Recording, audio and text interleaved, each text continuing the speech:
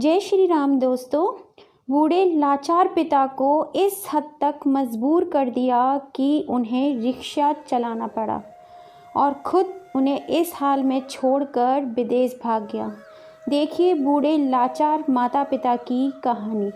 आप भी रो पड़ेंगे ये कहानी सुनकर। बेटा होते हुए भी बुढ़ापे में पिता को कोई सुख नहीं।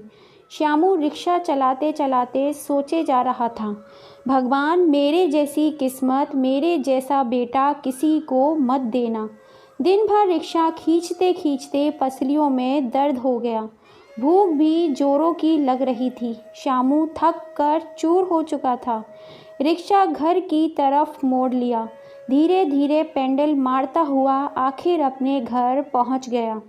पति को आता देख शांति जल्दी से अपनी झोपड़ी से बाहर निकल आई। बाल्टी में पानी लोटा लेकर श्यामू के हाथ पांव धुलाए। फिर उसने कहा, लीजिए मेरे पल्लू से अपना मुंह पोंछ लीजिए।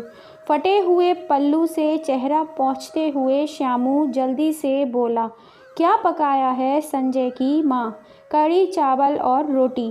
रोटी का डिब्बा खोलते हुए श्यामू बोला, जल्दी से रोटी डाल दे थाली में, बहुत जोरों की भूख लग रही है।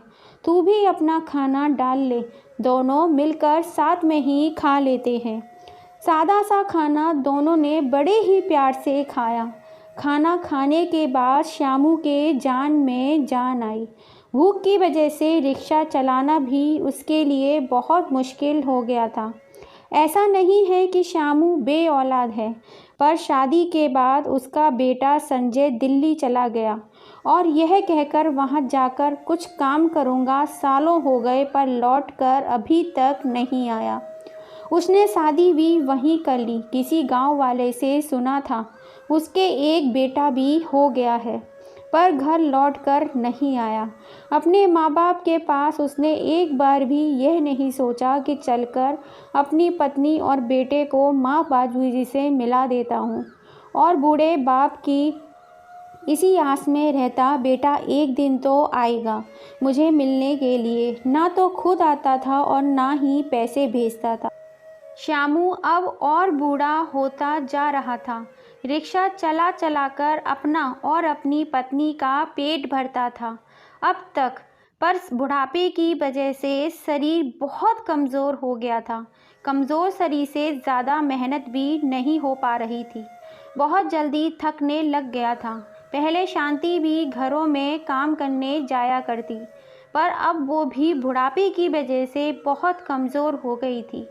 चलते चलते अचानक से उसे चक्कर आने लग गए थे, तो श्यामू ने उसे काम करने से मना कर दिया। कड़ाके की ठंड पड़ रही थी।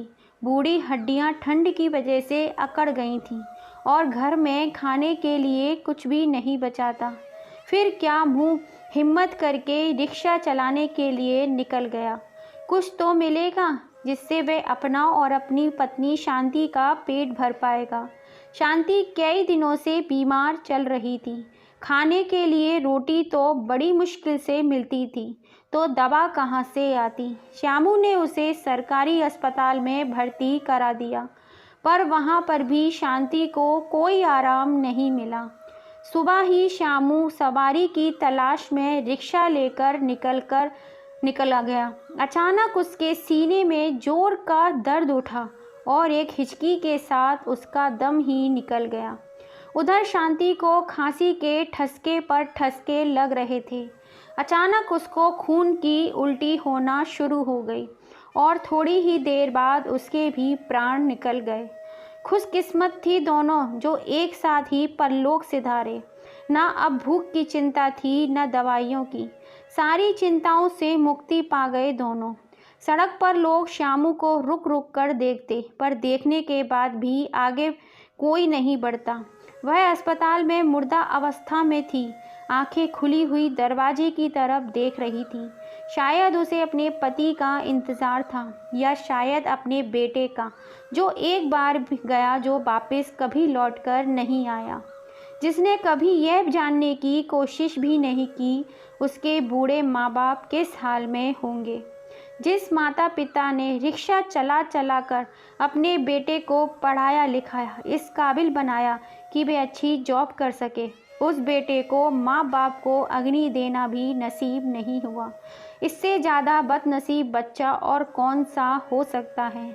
दोस्तों, माँ बाप को दुख भरी ये कहानी आपको कैसी लगी? पसंद आई हो तो लाइक शेयर एंड सब्सक्राइब ज़रूर कीजिएगा। फिर मिलेंगे ऐसी ही किसी कहानी